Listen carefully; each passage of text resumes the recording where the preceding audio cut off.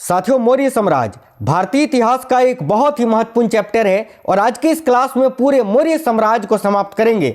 2001 से 2024 तक यानी पिछले 25 वर्षों में जो बार बार क्वेश्चंस पूछे गए हैं विभिन्न प्रकार के परीक्षाओं में, आज मैंने इस क्लास में उस सारे क्वेश्चंस को ऐड कर दिया है। संपूर्ण मौर्य काल, मौर्य साम्राज्य, मौर्य वंश को आज देखेंगे, जिसमें पूरे 100 मल्टीपल चॉइस क्वेश्चंस रहेंगे आज की इस क्लास में।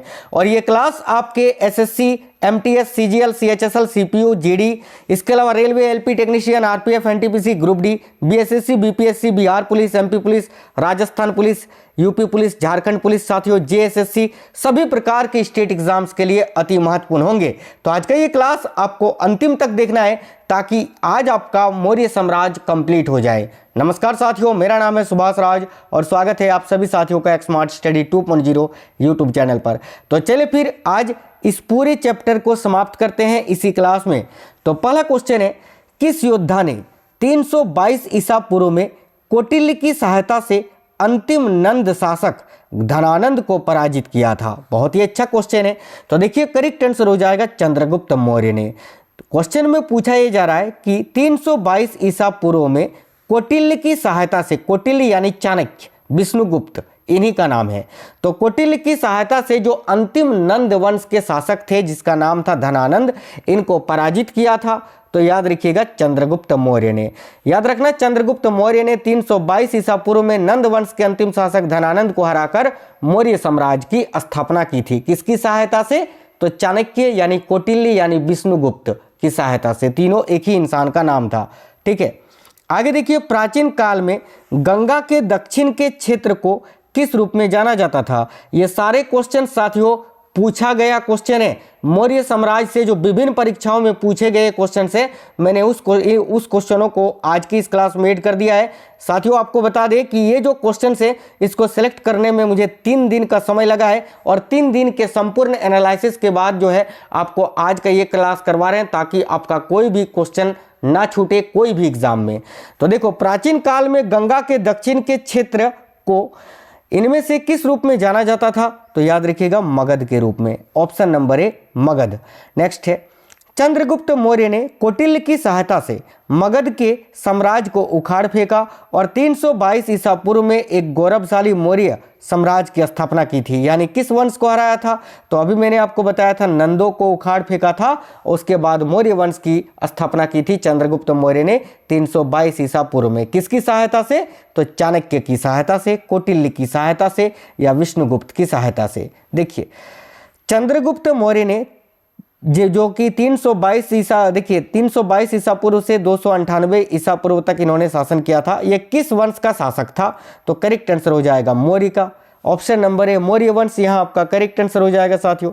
आगे देखिए, चंद्रगुप्त मौर्य पाटलिपुत्र में पैदा हुआ था जो अब किस रूप में जाना जाता है? तो देखिए, चंद्रगुप्त मौर्य का जन्म जो है वो साथियों 340 ईसा पूर्व में कहाँ पर हुआ था? तो पाटलिपुत्र में, जो कि अब किस नाम से जाना जाता है या फिर अब पाटलिपुत्र कहाँ स्थित है? तो बिहार में। याद रखना, पटना का ही ये प्राचीन नाम है पाटलिपुत्र, ठीक है, जो कि अभी बिहार में है। तो option number D Bihar correct answer होगा। अगला क्वेश्चन है, चंद्रगुप्त मौर्य इनमें से किस वर्ष पैदा हुए थे, यानी इनका जन्म कब हुआ था? तो याद रखना, चंद्रगुप्त मौर्य का जन्म हुआ था 340 ईसा पूर्व में। Option number A correct answer हो जाएगा। आगे देखिए, मौर्य साम्राज्य की राजधानी कहाँ थी? तो साथियों देखिए, मौर्य साम्राज्य की राजधानी कहाँ पर हुआ करती थी? तो भाई करेक्ट आएगा साथियों ऑप्शन नंबर ए पाटलिपुत्र में। पाटलिपुत्र जहाँ पर मौर्य साम्राज्य की क्या हुआ करती थी? तो याद रखिएगा राजधानी। चलिए, चाणक्य किसके प्रमुख सलाहकार थे? तो साथियों, चाणक्य किसके प्रमुख सलाहकार थे? तो भाई करेक्ट आंसर हो जाएगा चंद्रगुप्त मौर्य के। Option number B correct answer हो जाएगा चंद्रगुप्त मौर्य। आगे देखिए, चाणक्य का एक दूसरा नाम इनमें से क्या था? तो चाणक्य का एक दूसरा नाम इनमें से क्या था? तो विष्णुगुप्त। याद रखना, देखिए चाणक्य का जो बचपन का नाम था ना साथियों, बचपन का नाम वो था विष्णुगुप्त। उसके बाद जो है इनका नाम कौटिल्य पड़ा, कौटिल्य और फिर चाणक्य। याद रखिए, यानी चाणक्य, कौटिल्य और विष्णुगुप्त ये तीनों एक ही इंसान का नाम है। याद रखना है आपको। चलिए आगे देखिए, नेक्स्ट क्वेश्चन है, कौटिल्य प्रधानमंत्री थे किसके? यानी कौटिल्य किसके प्रधानमंत्री थे, ये आपसे पूछा जा रहा है। तो देखिए, कौटिल्य किसके प्रधानमंत्री थे? तो याद रखना है करेक्ट आंसर होगा चंद्रगुप्त मौर्य के। ऑप्शन नंबर सी। नेक्स्ट है, तक्षशिला विश्वविद्यालय में राजनीति विज्ञान और अर्थशास्त्र के प्रोफेसर कौन थे? तो देखिए, तक्षशिला विश्वविद्यालय में राजनीति विज्ञान और अर्थशास्त्र के प्रोफेसर कौन हुआ करते थे उस समय? तो याद रखना करेक्ट आएगा कौटिल्य, ऑप्शन नंबर डी। ठीक है, आगे देखिए, तक्षशिला विश्वविद्यालय किन दो नदियों के बीच में स्थित थी? तो भाई तक्षशिला विश्वविद्यालय जो है साथियों सिंधु और झेलम नदी के बीच में स्थित थी, याद रखना सिंधु नदी तथा झेलम नदी के बीच में, ऑप्शन नंबर ए। आगे देखिए, तक्षशिला विश्वविद्यालय वर्तमान में किस देश में स्थित है? तो काफ़ी अच्छा क्वेश्चन है, बहुत ज़्यादा पूछा जाता है। तो तक्षशिला विश्वविद्यालय साथियों वर्तमान में किस देश में है? तो भाई पाकिस्तान में, ऑप्शन नंबर सी।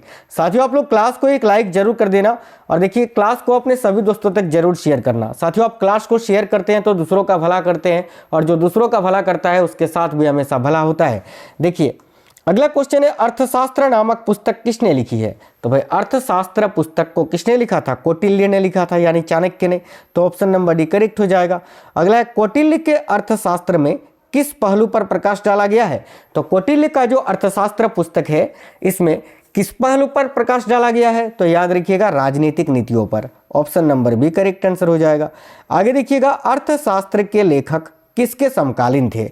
अब देखिए मेरे साथियों आज के इस क्लास में जितने टाइप से क्वेश्चंस पूछे गए हैं उन सारे टाइप को ऐड कर दिया है ताकि जब भी सेंटर में क्वेश्चन आपसे पूछे तो आप जो है लैंग्वेज से परेशान ना हो। अब देखिए अर्थशास्त्र के लेखक किसके समकालीन थे, ऐसे भी पूछा जाता है। तो भाई अर्थशास्त्र के लेखक कौन थे? चाणक्य। और चाणक्य किसके समकालीन थे? तो चंद्रगुप्त मौर्य के, करेक्ट आएगा option number B.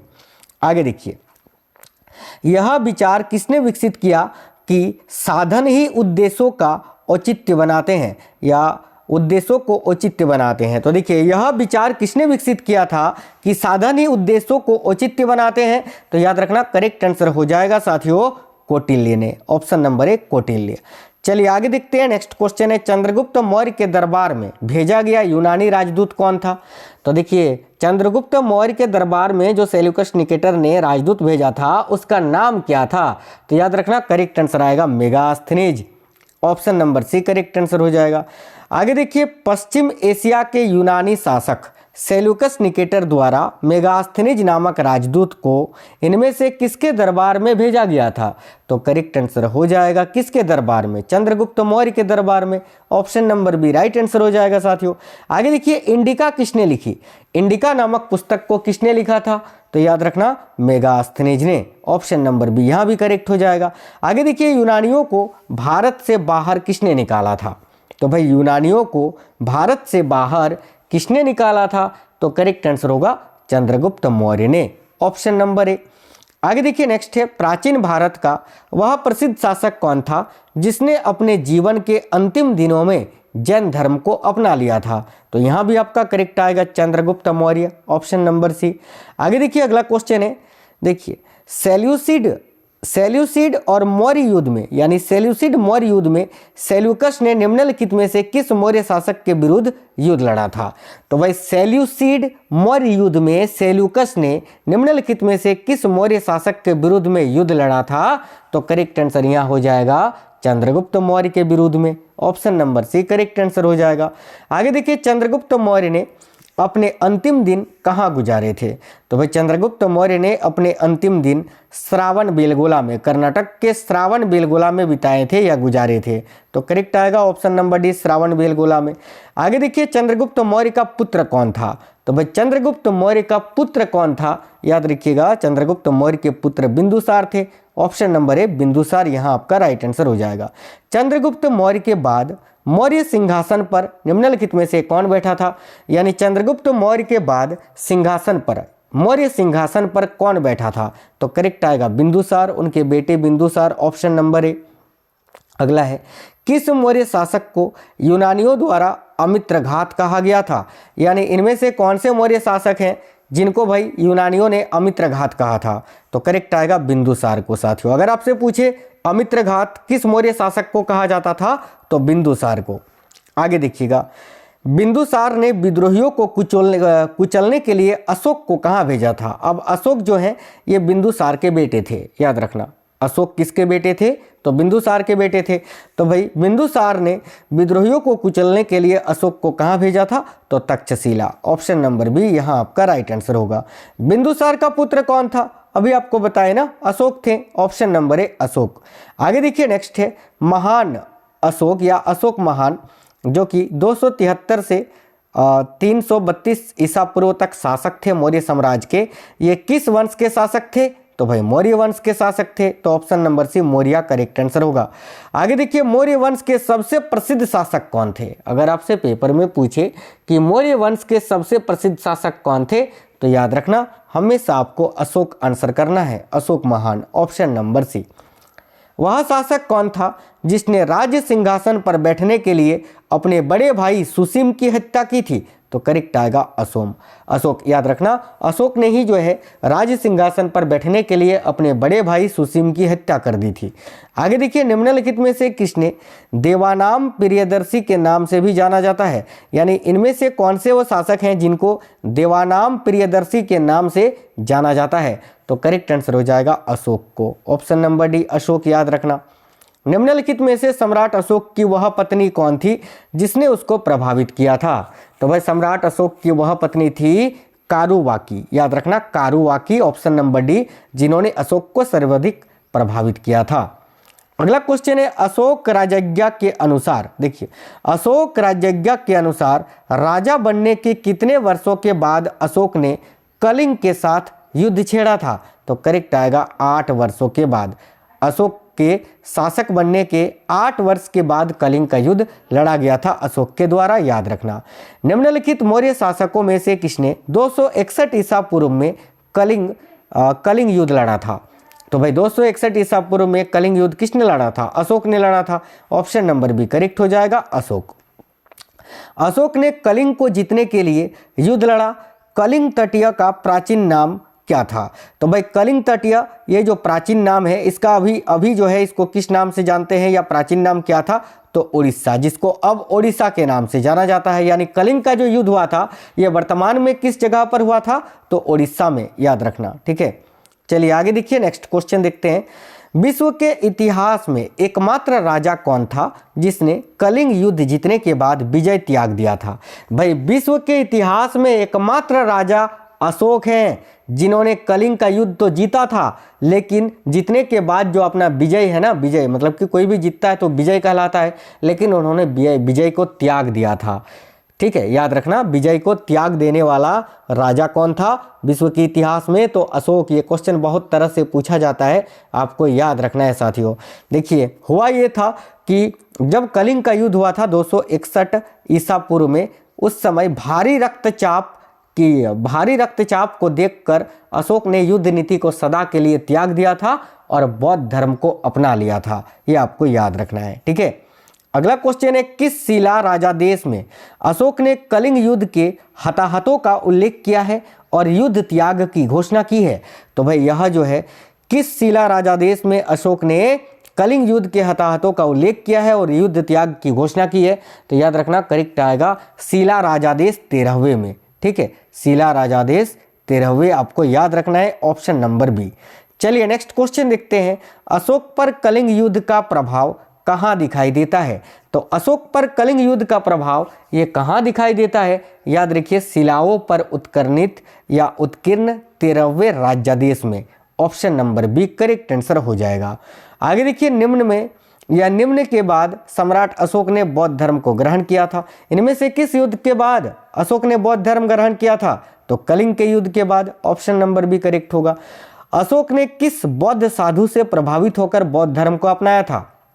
Very important question है। तो अशोक ने किस बौद्ध साधु से प्रभावित होकर बौद्ध धर्म को अपनाया था? याद रखिए उपागुप्त से प्रभावित होकर। ऑप्शन नंबर बी उपागुप्त, जो कि एक बौद्ध गुरु थे या बौद्ध साधु थे। निम्नलिखित में से किस शासक के शासनकाल में नेपाल में बौद्ध धर्म का आगमन हुआ था? तो करेक्ट आएगा साथियों अशोक के समय में ही। अशोक के समय में ही जो है नेपाल में बौद्ध धर्म का आगमन हुआ था। तो ऑप्शन नंबर बी करेक्ट हो जाएगा। राजा अशोक की उस पुत्री का नाम क्या था जिसे उसने एक बौद्ध मिशनरी के कर्तव्य को निभाने की जिम्मेदारी दी थी?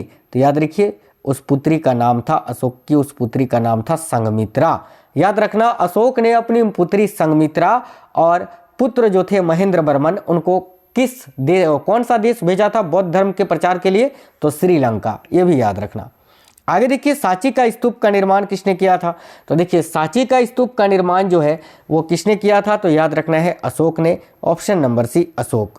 चलिए नेक्स्ट क्वेश्चन देखते हैं, निम्नलिखित में से किसके द्वारा तृतीय बौद्ध परिषद को संरक्षण प्रदान किया गया था? तो भाई तृतीय बौद्ध परिषद को किसके द्वारा संरक्षण प्रदान किया गया था? तो याद रखिएगा करेक्ट आएगा अशोक के द्वारा, ऑप्शन नंबर बी यहाँ करेक्ट हो जाएगा अशोक। अगला है भारत का राष्ट्रीय प्रतीक। देखिए, भारत का राष्ट्रीय प्रतीक इनमें से किस शहर में स्थित मौर्य स्तंभ से लिया गया है? तो भारत का जो राष्ट्रीय प्रतीक है वो साथियों कहाँ से लिया गया है? तो याद रखिएगा सारनाथ में स्थित है ना, ये सारनाथ में स्थित मौर्य स्तंभ से लिया गया है। तो option number C Sarnath correct answer हो जाएगा। अगला है, सारनाथ में पाए जाने वाले मौर्य स्तंभ शीर्ष को किस नाम से जाना जाता है? तो देखिए, सारनाथ में पाए जाने वाले मौर्य स्तंभ शीर्ष को सिंह, याद रखना, सिंह चतुर्मुख स्तंभ शीर्ष के नाम से जाना जाता है। सिंह चतुर्मुख स्तंभ शीर्ष, बहुत ही इंपॉर्टेंट क्वेश्चन है, याद रखना। आगे देखिए साथियों, निम्नलिखित में से कौन पहला मौर्य शासक था, ठीक है, जिसने शिलालेखों के माध्यम से लोगों तक अपना संदेश फैलाने का प्रयास किया था? तो करेक्ट आएगा ऑप्शन नंबर ए अशोक, याद रखना। आगे देखिए, निम्न में से किस शासक ने अपनी प्रजा और अधिकारियों के लिए पत्थर की सतहों पर अपने संदेश उत्कीर्णित किए थे? तो यहाँ भी करेक्ट हो जाएगा अशोक, याद रखना। आगे देखिए, अशोक के अधिकांश अभिलेख किस भाषा व लिपि में है? तो अशोक के अधिकांश अभिलेख जो है ये किस भाषा में है? तो प्राकृत भाषा में है और ब्राह्मी लिपि में है। तो करेक्ट आएगा ऑप्शन नंबर ए, याद रखना, ये क्वेश्चन भी बहुत ज़्यादा पूछा जाता है। अशोक के जो अभिलेख हैं वो प्राकृत भाषा में और किस लिपि में? तो ब्राह्मी लिपि में। निम्नलिखित में से किसने 1837 में पहली बार ब्राह्मी लिपि को समझा था? तो करेक्ट आएगा साथियों जेम्स प्रिंसेप ने, ऑप्शन नंबर ए। नेक्स्ट है, निम्न में से कौन अशोक के अभिलेख को समझने यानी पढ़ने वाला पहला विद्वान था? तो यहाँ भी करेक्ट होगा James Prinsep, option number D.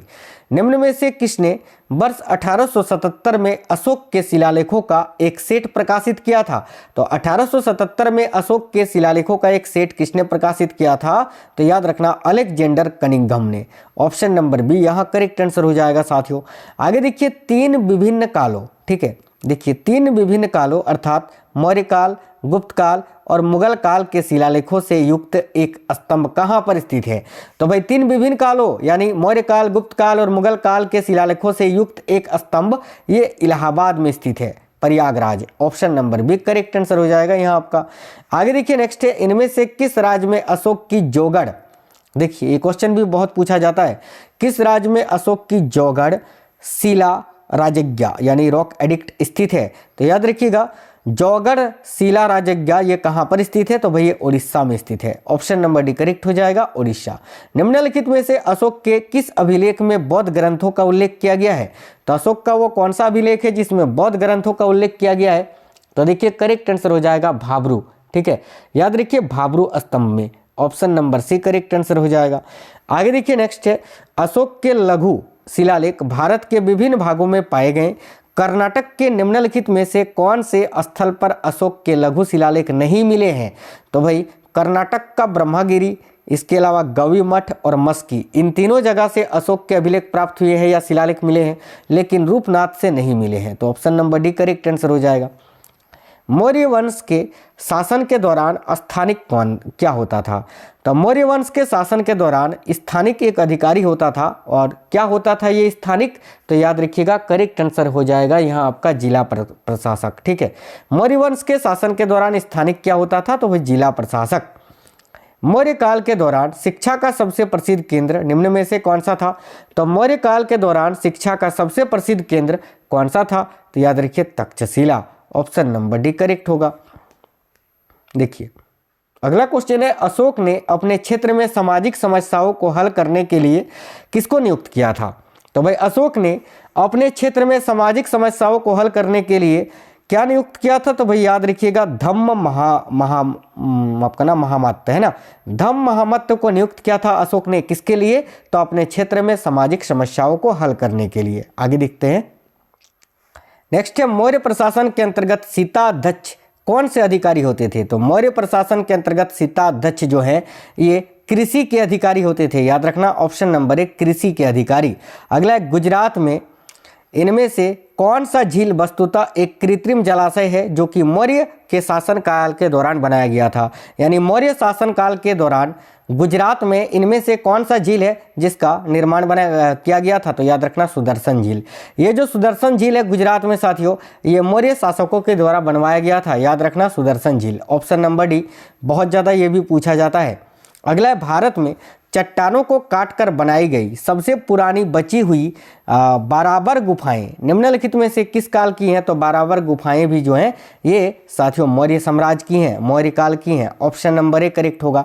सम्राट अशोक के समकालीन श्रीलंका के शासक कौन थे? तो भाई सम्राट अशोक के समकालीन श्रीलंका के शासक थे 30। याद रखना ऑप्शन नंबर सी करेक्ट हो जाएगा 30। मौर्य राजवंश का अंतिम शासक कौन था? तो मौर्य राजवंश का अंतिम शासक था Brihadratha. Option number B correct हो जाएगा। अगला है पुष्यमित्र शुंग द्वारा मारा जाने वाला अंतिम मौर्य शासक कौन था? तो करेक्ट आएगा बृहद्रथ। याद रखिए बृहद्रथ की हत्या करके शुंग वंश की स्थापना की थी पुष्यमित्र शुंग ने। Option number A. मौर्य वंश के तत्काल बाद किस वंश ने आकर मगध राज पर शासन किया था? तो मौर्यों के बाद मगध पर किसने शासन किया था? तो याद रखिए शुंग ने। Option number B Shunga correct होगा। कौटिल्य का अर्थशास्त्र हमें इनमें से किसके प्रशासन के बारे में जानकारी देता है? तो याद रखना मौर्यों के बारे में। ऑप्शन नंबर बी करेक्ट हो जाएगा मौर्य। नेक्स्ट है इनमें से किसने मौर्य प्रशासन में अध्यक्षों को विभिन्न विभागों में अधीक्षकों के रूप में उल्लेखित किया था? काफ़ी अच्छा क्वेश्चन है। तो भाई किसने मौर्य प्रशासन में अध्यक्षों को विभिन्न विभागों के अधीक्षकों के रूप में उल्लेखित किया था? तो करेक्ट आंसर हो जाएगा कौटिल्य ने। याद रखिएगा यहाँ भी आपका करेक्ट आंसर हो जाएगा option number A Kautilya. Megasthenes Bharat आने वाले सबसे शुरुआती खोजकर्ताओं में से एक था, उसका संबंध किस देश से था? यानी मेगास्थनीज कहाँ से भारत आए थे? तो याद रखना यूनान से। ऑप्शन नंबर ए यूनान। मेगास्थनीज द्वारा रचित किस ग्रंथ से भारत की मौर्यकालीन इतिहास का पता चलता है? तो करेक्ट आएगा इंडिका से। इंडिका की रचना मेगास्थनीज ने की थी, ठीक है, जिससे साथियों मौर्य काल के इतिहास के बारे में जानकारी मिलता है। किस राजा की कहानी मुद्रा राक्षस नाटक का विषय है? तो भाई किस राजा की कहानी है मुद्रा राक्षस में? तो याद रखिएगा करेक्ट आएगा चंद्रगुप्त मौर्य की। साथियों मुद्रा राक्षस का लेखक कौन था यह भी पूछा जाता है, तो याद रखना विशाखा दत्त। ठीक है, विशाखा दत्त जिन्होंने मुद्रा राक्षस की रचना की थी। ठीक है, आगे देखिए निम्नलिखित में से कौन मौर्य शासक अपनी राजगद्दी का परित्याग कर दक्षिण में जैन तापसिक के जैसा प्रवास किया था? तो इनमें से कौन से मौर्य शासक है जिन्होंने अपने राजगद्दी को त्याग दिया था और दक्षिण में जैन तापसिक जैसा प्रवास किया? यानी जैन तपस्वी के जैसा जो है उन्होंने दक्षिण में प्रवास किया था। कौन से शासक थे? तो अंतिम दिनों में याद रखना चंद्रगुप्त मौर्य ने ही जो है जैन धर्म को अपनाया था। ऑप्शन नंबर ए करेक्ट हो जाएगा। चलिए नेक्स्ट क्वेश्चन है चंद्रगुप्त मौर्य का पुत्र, ठीक है, इनमें से कौन था जो मौर्य साम्राज्य के सिंहासन पर बैठने वाला दूसरा शासक था? तो करेक्ट आएगा Bindusara. Option number D correct होगा। आगे देखिए अशोक महान किससे संबंधित है? तो भाई अशोक महान किस वंश के थे? मौर्य वंश के थे। ऑप्शन नंबर सी करेक्ट होगा मौर्य वंश। किस शताब्दी में अशोक का साम्राज्य था? तो भाई अशोक का साम्राज्य किस शताब्दी में था? तो 273 से शुरू हुआ था ना, तो देखिए 273 यानी साथियों याद रखना ईसा पूर्व 3री शताब्दी में। ऑप्शन नंबर बी करेक्ट हो जाएगा। आगे देखिए अशोक जो है तर्क सिद्ध रूप से प्रारंभिक भारत के सबसे प्रसिद्ध शासक थे जिसने कलिंग पर विजय प्राप्त की थी। वे किसके पोते थे? अशोक किसके पोते थे? तो याद रखना अशोक के पिता कौन थे? तो अशोक के पिता थे बिंदुसार और बिंदुसार के पिता कौन थे? चंद्रगुप्त मौर्य। यानी चंद्रगुप्त मौर्य के पोते थे ये अशोक। तो ऑप्शन नंबर बी करेक्ट आएगा चंद्रगुप्त मौर्य। आपसे डायरेक्ट भी ऐसा पूछा जाता है, ठीक है, आपको डायरेक्ट ऐसे क्वेश्चन भी पूछा जाता है कि चंद्रगुप्त मौर्य का पोता कौन था, तो आपको बताना है अशोक। अभी हाल ही में जीडी में भी पूछा था। आगे देखिए नेक्स्ट है किस स्थान के निकट प्रसिद्ध कलिंग युद्ध लड़ा गया था? तो भाई किस स्थान के निकट प्रसिद्ध कलिंग का युद्ध लड़ा गया था? तो उदयगिरी के निकट, जो कि उड़ीसा में स्थित है। Option number A. प्रसिद्ध कलिंग युद्ध ने सम्राट अशोक को युद्ध छोड़ने और बौद्ध धर्म अपनाने के लिए प्रेरित किया था। यह युद्ध उड़ीसा में कब लड़ा गया था? तो करेक्ट आएगा 261 ईसा पूर्व में। ऑप्शन नंबर ए करेक्ट होगा साथियों। अशोक के किस शिलालेख में कलिंग युद्ध में अशोक की विजय का उल्लेख किया गया है? तो याद रखिएगा अशोक के 13वें शिलालेख में। Option number A. नेक्स्ट है अशोक का धम्म किस पर जोर देता है? तो अशोक का धम्म ये किस पर जोर देता है? तो शांति और जन कल्याण पर। ऑप्शन नंबर डी, शांति और जन कल्याण। अगला क्वेश्चन है, इनमें से किसने धर्म विजया धार्मिकता द्वारा विजय की नीति को विकसित की? तो भाई धर्म विजया धार्मिकता द्वारा विजय की नीति को किसने विकसित किया था? तो साथियों यहाँ भी आपका करेक्ट आंसर हो जाएगा अशोक ने। Option number C, Ashoka. आगे देखिए, निम्नलिखित में से अशोक का उत्तराधिकारी कौन था? तो अशोक का उत्तराधिकारी था Kunal. Option number A correct हो जाएगा, कुणाल याद रखना। आगे देखिए, निम्नलिखित में से कौन राजा संघमित्रा और महेंद्र वर्मन के पिता थे? तो संघमित्रा और महेंद्र वर्मन के पिता कौन थे? तो अशोक थे। इन दोनों के ही अशोक ने श्रीलंका भेजा था बौद्ध धर्म के प्रचार के लिए। सांची के स्तूप का निर्माण किसने कराया था? तो भाई सांची के स्तूप का निर्माण किसने कराया था? तो देखिए यहाँ भी आपका करेक्ट हो जाएगा अशोक ने। Option number A. आगे देखिए, सारनाथ का लायन कैपिटल किस शासक से संबंधित है? तो लायन कैपिटल ये साथियों अशोक से संबंधित है। ऑप्शन नंबर बी करेक्ट हो जाएगा। आगे देखिए, सम्राट अशोक ने पत्थर के स्तंभों और पत्थर के तख्तों पर अपने कितने आदेश उत्कीर्ण करवाकर अपने राज्य के प्रमुख स्थानों पर स्थापित किया ताकि लोग तदनुसार आचरण कर सके? तो अशोक के कुल कितने शिलालेख थे? 14 ना। तो ऑप्शन यहाँ पर रिक्त स्थान पर 14 आएगा। Option number B. सम्राट अशोक ने अपने राज्यकाल के 12 वर्ष में, ठीक है, एक विशेष अधिकारी की नियुक्ति की थी जो भूमि का सर्वेक्षण करता था तथा भू अभिलेखों का रखरखाव करता था और न्याय का पालन करता था। इन अधिकारियों को क्या कहा जाता था? तो भाई इन अधिकारियों को रज्जुक कहा जाता था। बहुत ज़्यादा ये क्वेश्चन पूछा जाता है, याद रखिएगा। ऑप्शन नंबर सी, रज्जुक। अगला है, पंचमार्क सिक्का कहाँ चलता था? तो देखिए, पंचमार्क सिक्का ये कहाँ चलता था? तो करेक्ट आएगा मौर्य काल में। अगर आपसे पूछे मौर्य काल में सर्वाधिक प्रचलित मुद्रा कौन सी थी? तो याद रखिएगा पंड, ठीक है। पंड नामक मुद्रा जो है ये मौर्य काल में सबसे ज़्यादा प्रचलित थी, ये भी याद रखना है। आगे देखिएगा, अगला क्वेश्चन है, ऐतिहासिक ग्रांड ट्रंक रोड का निर्माण कई शासकों द्वारा कराया गया था, ठीक है। मौर्य वंश के शासनकाल के दौरान इसे क्या कहा जाता था? तो मौर्य वंश के शासनकाल के दौरान इसको उत्तर पथ कहा जाता था। ऑप्शन नंबर ए, उत्तर पथ। अगला है, अशोककालीन स्तंभ अंबाला से दिल्ली किसने लाया था? तो अशोककालीन स्तंभ को अंबाला से दिल्ली किसने लाया था? तो फिरोज शाह तुगलक ने। ऑप्शन नंबर ए करेक्ट हो जाएगा। सिंधु, गंगा एवं यमुना की घाटियों को एक साथ एक ही राजनीतिक प्रभुत्व के अंतर्गत लाया गया था, किसके द्वारा? तो यहाँ भी करेक्ट आंसर हो जाएगा अशोक के द्वारा। Option number B, Ashoka. आगे देखिए, मालवा, गुजरात एवं महाराष्ट्र किस शासक ने पहली बार जीता था? तो मालवा, गुजरात एवं महाराष्ट्र को चंद्रगुप्त मौर्य ने पहली बार जीता था। Option number D. अगला क्वेश्चन है, वह अभिलेख जिसमें यह प्रमाणित होता है कि चंद्रगुप्त का प्रभाव पश्चिम भारत तक फैला था, तो वह अभिलेख कौन सा है? तो देखिए करेक्ट आएगा, याद रखिए, रुद्रदामन का जूनागढ़ अभिलेख। ऑप्शन नंबर सी।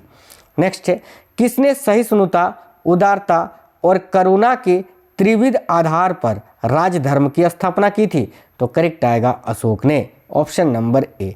नेक्स्ट क्वेश्चन है साथियों, निम्नलिखित अभिलेखों में से किसमें अशोक का नाम उल्लेख हुआ है? तो इनमें से वो कौन सा अभिलेख है जिसमें अशोक का नाम अशोक उल्लेखित हुआ है? तो याद रखिएगा, गुर्जरा अभिलेख में। Option number A correct answer हो जाएगा। यहाँ आपका गुर्जरा याद रखना है आपको साथियों। मौर्य काल में एग्रोनोमी अधिकारी निम्नलिखित में से किस क्षेत्र से संबंधित थे? तो मौर्य काल में एग्रोनोमी अधिकारी किस क्षेत्र से संबंधित थे? तो याद रखिए, मार्ग निर्माण क्षेत्र से। ऑप्शन नंबर सी, मार्ग निर्माण। अगला है, मौर्य काल में सीता से क्या तात्पर्य है? तो देखिए, मौर्य काल में सीता क्या होता था? तो राजकीय भूमि से प्राप्त आय, राजकीय भूमि से जो प्राप्त आय होता था उसको सीता कहा जाता था मौर्य काल में, याद रखिएगा। आगे देखिएगा, इसके बाद एक क्वेश्चन आपसे पूछेंगे, उसका आंसर कमेंट बॉक्स में बताना है। मौर्यों के बाद दक्षिण भारत में सबसे प्रभावशाली राज्य कौन सा बना था? तो मौर्यों के बाद दक्षिण भारत में सबसे प्रभावशाली राज्य बना था सातवाहन, याद रखिएगा। Option number A, Satavahana. चलिए, तो इस क्वेश्चन का आंसर आप लोग कमेंट बॉक्स में बता दीजिए कि किस वंश ने मौर्य वंश की जगह ली थी, यानी मौर्य वंश ने किस वंश की जगह ली थी? मौर्य वंश के बाद कौन सा वंश आया था? शुंग वंश, गुप्त वंश, शिशुपाल वंश या चोल वंश? चारों में से कोई एक आंसर है, सभी साथी कमेंट कर दीजिए। साथियों, आज की इस क्लास में पिछले 25 वर्षों में विभिन्न परीक्षाओं में जो क्वेश्चंस पूछे गए थे मौर्य साम्राज्य के, मैंने वो सारे क्वेश्चंस आपको करा दिए। आई होप आपको क्लास पसंद आया होगा। साथियों, अगर क्लास पसंद आया है तो अपने दोस्तों तक जरूर शेयर करिएगा। क्लास कैसा लगा है कमेंट बॉक्स में बताइएगा। क्लास को एक लाइक जरूर करना। अगर आप में से कोई भी साथी पहली बार आए थे तो चैनल को सब्सक्राइब करके बेल आइकन को ऑन करके ऑल पे क्लिक कर लीजिए। इससे क्या होगा कि आपको सारे क्लास का नोटिफिकेशन आएगा। चैनल के अंदर मैंने बहुत सारा टॉपिक ऑलरेडी कंप्लीट करा दिया है, आप लोग जाकर देख लेना, चाहे आप किसी भी एग्जाम की तैयारी कर रहे हो। तो मिलेंगे आपसे अगली वीडियो में नेक्स्ट क्लास में। तब तक बिल्कुल स्वस्थ रहें, अच्छे से पढ़ाई करिए। जय हिंद साथियों, वंदे मातरम।